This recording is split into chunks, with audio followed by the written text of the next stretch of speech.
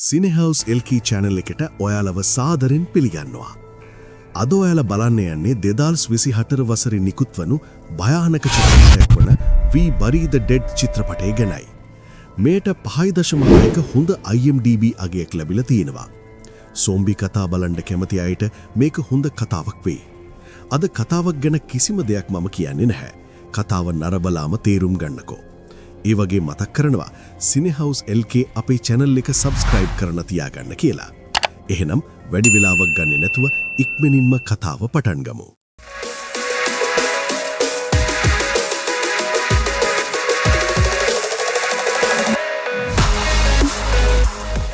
චිත්‍රපටයේ ආරම්භයේදී අපට පවසන්නේ ඕස්ට්‍රේලියාවේ ටැස්මේනියා දූපතේ නැගෙනහිර වෙරළ තීරයේදී ඇමරිකානු හමුදාවේ පර්යේෂණාත්මක ආයුධයක් වැරදීනකින් පුපුරා ගිය බවයි. මේට හසුවීමෙන් ටැස්මේනියාවේ අගනුවර වන හොබාට් සම්පූර්ණයෙන්ම විනාශ වී තිබෙනවා. ඊය දැවී ගිය පිට්ටනියක් බවට පත් වෙලා. පිපිරුමට හසු වූ සෑම කෙනෙක්ම අලු වී ගියා. නමුත් භයානක වුණේ පිපිරුම විතරක් නෙවෙයි. පිපිරුම සිදු වූ ප්‍රදේශය විනාශ වූ අතර ඒ හරහා නිකුත් වූ විද්‍යුත් චුම්බක තරංගය ඉලෙක්ට්‍රොමැග්නටික් පල්ස් මුළු දූපතම වසාගත්තා. එම තරංගයට හසු වූ සෑම ජීවියෙකුම මොළය අකර්මණ්‍ය වී බ්‍රේන් ඩෙඩ් එක මොහොතකින් මිය ගියා. ඒ කියන්නේ මුළු ටැස්මේනියාවෙම දැඩි නිශ්ශබ්දතාවයක් පැතිර තිබෙනවා. මුළු ජනගහනයම ඇසිපිය හෙළන සැනින් අවසන් වුණා. මිනිසුන් ලක්ෂ 5ක් සහ සතුන් සියල්ලම එකවර මිය ගියා. ඇමරිකාවේ එක වැරදීමකින් ලක්ෂ ගණනකගේ ජීවිත අහිමි වුණා. Classic US. දැන් ඕස්ට්‍රේලියානු හමුදාව රටේ පුරවැසියන්ගෙන් ඉල්ලා සිටින්නේ ස්වේච්ඡා සේවකයන් ලෙස ටැස්මේනියාවට පැමිණෙන ලෙසයි. මොකද මේ මියගිය ලක්ෂ 5ක මලසිරුරු එකතු කර විනාශ කළ යුතු නිසයි. ඒ සඳහා විශාල කාලයක් සහ පිරිසක් අවශ්‍ය වෙනවා. ඒ නිසා මිනිසුන් මේ දුෂ්කර අවස්ථාවේදී රට වෙනුවෙන් පෙනී සිටීමට ටැස්මේනියාවට පැමිණෙනවා. ඇමරිකානු බෞද්ධ චිකිත්සකවරියක් වන ඒවා නිව්මන්ට සහන සේවා සඳහා ටැස්මේනියාව බලා යනවා. ඒවාගේ ස්වාමිපුරුෂයා වන මිච්ද ව්‍යාපාරික ගමනක් සඳහා ටැස්මේනියාවට පැමිණි සිටි අතර ඔහු ජීවතුන් අතර සිටිනු ඇතැයි ඒවා බලාපොරොත්තු වෙනවා. දැන් ඔයාලා හිතයි මුළු දූපතේම ජනගහනය සහ සතුන් පවා මියගොස් තිබියදී ඇයගේ සැමියා කොහොමද ජීවත් වෙන්නේ කියලා? ප්‍රධාන කාරණය එයයි. ඒ ආයුධයෙන් ඇති වූ විද්‍යුත් චුම්බක තරංගය නිසා මියගිය අයගෙන් සමහරු නැවත පණ ලබා පැමිණෙමින් සිටිනවා. ඒ කියන්නේ නැවත පණ ලබනවා. මේ තමයි වඩාත්ම බියකරු කොටස. මේ ගැන තවම කාටවත් හරි වැටහීමක් නැහැ. මොකද මිනිස්සුන් මේ ගැන අසා තිබුණාට නැවත පැමිණි අයව තවම දැක නැහැ. ඔවුන් හිතන්නේ එකවර නින්දට ගියා වගේ ඔවුන් නැවත අවදි වෙනවා ඇති කියයි. ඒ කියන්නේ කලින් හිටපු මිනිස්සු වගේම ඇති ගියා. ඒ නිසයි ඒවා ප්‍රාර්ථනා කරන්නේ තමාගේ සැමියාත් එලෙස නැවත පණ ලැබූ වාසනාවන්තයෙක් වේවා කියලා. ඒවා සමග යානයක යන තවත් කාන්තාවක් තම මුණුපුරා නැවත පණ ලබා ඇතැයි ප්‍රාර්ථනා කරනවා. ඔවුන්ට සැබවින්ම දකින්නට ලැබින්නේ කුමක්දයි කිසිදු අදහසක් නැහැ. එසේ දන්නවා නම් ඔවුන් ප්‍රාර්ථනා කරන්නේ තමන්ගේ හිතවතුන් නැවත පණ නොලබාවා කියයි. ඔවුන් තම ආදරණීයයන් හමුවීමට නොයිවසිල්ලෙන් ඉන්නවා. නමුත් ඇත්තනම් ඒ සඳහා දැන් ප්‍රමාද වැඩි. දූපතට පය තබූ සැනින් ඔවුන්ගේ සියලු හැඟීම් වෙනස් වීමට නියමිතයි. ගුවන් යානයෙන් බැසීමත් සමගම කිසිදු ඡායාරූපයක් හෝ වීඩියෝවක් ගත නොහැකි වන පරිදි ඔවුන්ගේ දුරකථන භාරගනු ලබනවා. දැනට මාධ්‍යයටද දූපතට ඇතුළු වීමට අවසර නැහැ. මලසිරුරුවල කිසිදු දර්ශනයක් පිටතට යා නොහැකි. කල යුත්තේ හැකි ඉක්මනින් ඒවා වලදෙමීමයි. ඒ මලසිරුරු දකින විට ඔබට එය වැටහෙවි. ඒවා ඈගේ ලියාපදිංචිය කරවාගෙන තමාට දකුණු ප්‍රදේශයේ වුඩ්බ්‍රිජ් නැමැති කුඩා නගරයට යා යුතු බව පවසනවා. මොකද ඈගේ සැමියා ඉන්නේ එහි නිසයි. නමුත් දැනට දකුණු ප්‍රදේශයට කාටවත් යා නොහැකි බවට ඇයට කෙලින්ම පිළිතුරු ලැබෙනවා. හොබාට් නගරය තවමත් ගිනි ගනිමින් පවතිනවා. ගින්න නිවෙනතුරු එහාට යන්න බෑ. ඒ නිසා తాවකාලිකව ඇයගේ කණ්ඩායම සමග සිටින වෙසත් කාලය පැමිණි විට දකුණට යා හැකි බවත් පවසනවා. ඉන්පසු ඒවව සේවයේ යොදවනවා. ඒ වුඩ්බ්‍රිජ් වලට ගොඩාක් ඈතින් උතුරු ප්‍රදේශයයි. ඒව පවසනවා තමා භෞත චිකිත්සකවරියක් බවත් වෙනත් උදව් කළ හැකි බවත් නමුත් මෙහි තිබෙන්නේ එකම උදව්වක් පමණක් බවත් එක්කෝ මලසිරුරු එසවිය යුතු බවත් නැත්නම් ගෙදර යා යුතු බවත් පිළිතුරු ලැබෙනවා. මෙහි කිසිවෙකු තුවාල වී නැහැ. හැමෝම මැරිලා. හැමෝම වලදැමිය යුතුයි. කඳවුරෙන් පිටතට යාමට පෙර සීලුම ස්වේච්ඡා සේවකයන්ට පවසන්නේ පිටත පැතිරෙන කටකතාව ඇත්තක් බවයි. මියගිය අයගෙන් සමහරු නැවත පණ ලබනවා. නමුත් බියවිය යුතු නැහැ. මොකද ඔවුන් ඊතා සෙමින් ගමන් කරන අතරේ ප්‍රචණ්ඩ නැහැ. කී දෙනෙක් නැවත ආවද තව කීයක් එයිද ඇයි එන්නේ කියලා කාටවත් උත්තර නැහැ. හැමෝම තමන්ගේ වැඩේ කළ යුතුයි. ස්වේච්ඡා සේවකයන් නිවෙස්වලට ගොස් මල සිරුරු පිටතට ගත යුතුයි. යම් හේකින් නැවත පණ ලැබූ අයෙක් අන්ඩෙඩ් හමුවහොත් ස්වේච්ඡා සේවකයා වහාම සංඥා වෙඩිල්ලක් ෆ්ලෙයර් නිකුත් කළ යුතුයි. එවිට අසල සිටින සොල්දාදුවන් පෙමින එම පුද්ගලයාට වෙඩි තබා නැවත මරා දමනු ලබනවා. දැනට සොයාගෙන ඇති විසඳුම මේයි. ඒ කියන්නේ දූපත සම්පූර්ණයෙන්ම පිරිසිදු කෙරෙනවා. මියගිය අය වලලන අතර මියගොස් නැවත එන අයව මරා වලලනු ලබනවා. ස්වේච්ඡා සේවකයන් හිතාගෙන ආවේ වෙන දෙයක් වුණත් මේ දේවල් ඇසීමෙන් ඔවුන් පුදුමයට පත්වෙනවා. ඔවුන් සැබවින්ම තුෂ්ණිම්භූත වන්නේ මල සිරුරු ඉවත් කිරීමට නිවෙස්වලට ඇතුළු වූ විටයි. දෙදෙනා බැගින් කණ්ඩායම්වලට බෙදා තිබූ අතර දොරවල් කැඩීමට මිටියක් සහ සංඥා වෙඩි ලබා දී තිබුණා. නැවත පණ ලබන අයගේ සංඛ්‍යාව ඉතා අඩුයි. නමුත් නිවෙස්වල මියගොස් සිටින පවුල් පිටින් දකින විට කාගේත් හදවත කම්පා වෙනවා. මල සිරුරුවල තත්වය සහ ඔවුන් සිටි ආකාරය දැකීමෙන් හැමෝම කලබලයට පත්වෙනවා. සමහර පවුල් උදේ ආහාරය ගනිමින් සිටි අතර සමහරු නාමින් සමහරු පැලවලට වතුර දමමින් සිටියා. හැමෝම අලුත් දවසක් ආරම්භ කරමින් සිටියත් ඒ මොහොත ඔවුන්ගේ අවසානය වුණා. මේ දර්ශන දැකීමෙන් ස්වේච්ඡා සේවකයන් වමනය කරමින් ආපසු දුවන්නට වුණා. මලසිරුරු දෙස බැලියම පවා අපහසු වුණා. මලසිරුරු වල තිබූ බිහිසුණු බව මීට පෙර කිසිවෙකු දැක තිබුණේ නැහැ. තමන්ගේ පවුල් සමග උදෑසන ආරම්භ කළ අහිංසක මිනිසුන් එලෙස මියගොස් සිටීම දැකීමෙන් සැමටම තමන්ගේ පවුල් මතක් වන්නට වුණා. ඒ වාගේ සහායිකාව පවා මෙය දරාගත නොහැකිව පලා ගියා. නමුත් ඒවා ආවේ ඇයගේ සැමියා වෙනුවෙන් නිසා ඇය ගියේ නැහැ. ක්ලේ නැමැති තවත් පුද්ගලයෙකුගේ සහකරුද පලා ගිය නිසා ඒවා සහ ක්ලේ කණ්ඩායමක් ලෙස එකතු වුණා. නිවෙස්වල මිනිසුන් සමග ඔවුන්ගේ සුරතල් සතුන්ද මියගොස් සිටියා. මියගිය මිනිසුන්ව බරක් මෙන් ඇදගෙන පිටතට ගත්තත් ඒ නිවෙස්වලම ඔවුන්ගේ සිනාසෙන ඡායාරූප තිබීම ස්වේච්ඡා සේවකයන්ගේ හිතට තවත් බරක් වුණා. මේවා හුදෙක් මස්වැදලි නොව ඔවුන් තුලත් පණ තිබුණු බව ඔවුන්ට වැටහුණා. විවාහක ඡායාරූප දකින විට ඒවාට ඇයගේ විවාහය සහ මිච්ව දැකීමේ ආසාව තවත් වැඩි වුණා. ඒ වගේම ඕනෑම වෙලාවක කවුරුන් හෝ නැවත පණ ලබාවී යන බියද සිතේ තිබුණා. මලවුන් නැවත පණ ලැබීම ගැන විවිධ කතා බහ ඇති වුණා. එහිදී මිරකල් මයික් නැමැති කුකුලා ගැනත් සඳහන් වුණා. හිස ගසා දැමීමෙන් පසුවත් මාස 8 ජීවත් වූ කුකුලෙක්. මිනිසුන් මේට විද්‍යාත්මක හේතුවක් සෙවීමට උත්සාහ කළා. නමුත් රජයේ මොවුන්ව අධ්‍යයනය කරනවා වෙනුවට කෙලින්ම වෙඩි තබන්නේ ඇයිදයි ප්‍රශ්නයක් මතුවුණා.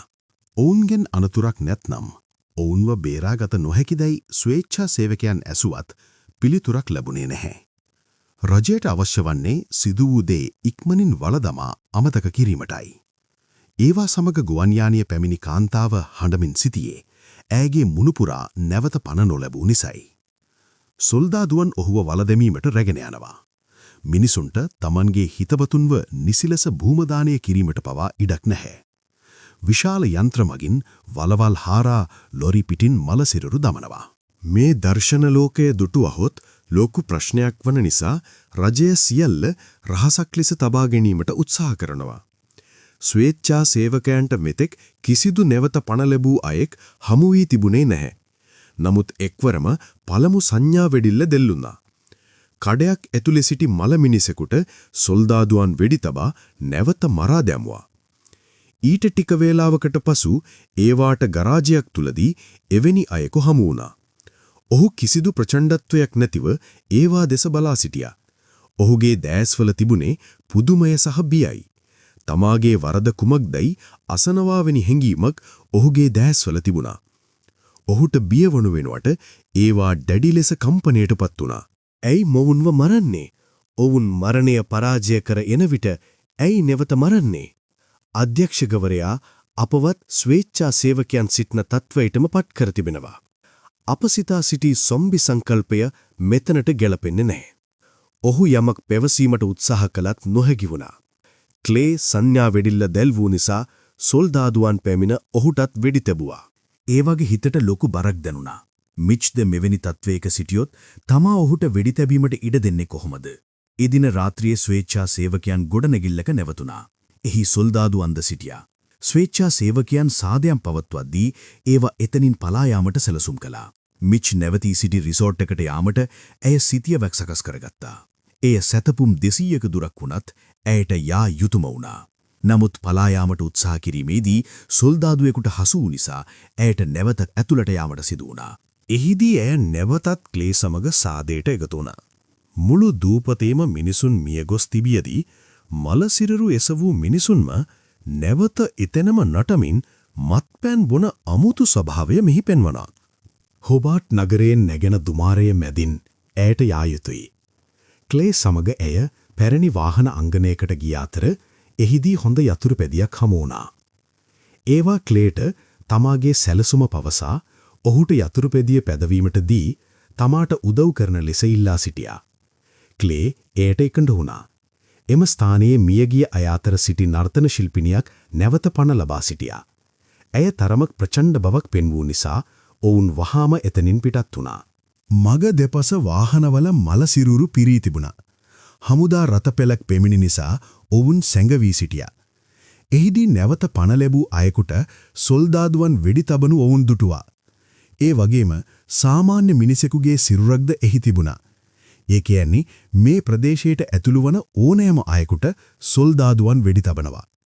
හොබාට් නගරයේ අසල දුම නිසා හුස්ම ගැනීම අපහසු වුණා. ඔවුන් ගිලන් රථයකින් මාස්ක් සහ ඔක්සිජන් ලබා ගත්තා. එහිදී ශරීරයෙන් අඩක් කැපී ගිය අයෙකු බඩගාගෙන එනු ඔවුන් දුටුවා. එවුන් හෝබාට් නගරය පසු කර වුඩ් බ්‍රිජ් වලට සැතපුම් 19ක් දුරින් නැති තැනකට පැමිණියා. ඉන්ධන ලබා ගැනීමට ගෑස් ස්ටේෂන් එකක නැවතුණු අතර එහිදී නැවත පණ ලැබූ අයෙක් ඉතා ප්‍රචණ්ඩ ලෙස ඔවුන්ට පහර දීමට ආවා. බේරීමට මගක් නැති අවස්ථාවේ රයිලි නැමැති සොල්දාදුවෙක් පැමිණි ඔහුට වෙඩි තැබුවා. හිසෙන් අඩක් නැති වුණත් ඔහු මිය ගියේ නැහැ. මොළයට පිහියකින් එනීමට සිදු වුණා. රයිලි පැවසුවේ මොවුන් වැඩි වේලාවක් සිටින විට ප්‍රචණ්ඩ වන බවයි.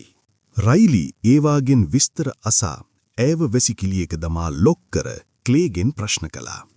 පසුව ඔහු පවසා සිටියේ ක්ලේ පලා ගිය බවත්, තමා ඒවාව වුඩ් බ්‍රිජ් වලට ඇරලවන බවත්ය. ඒවා ඔහු සමග ඔහුගේ නිවසට ගියාය.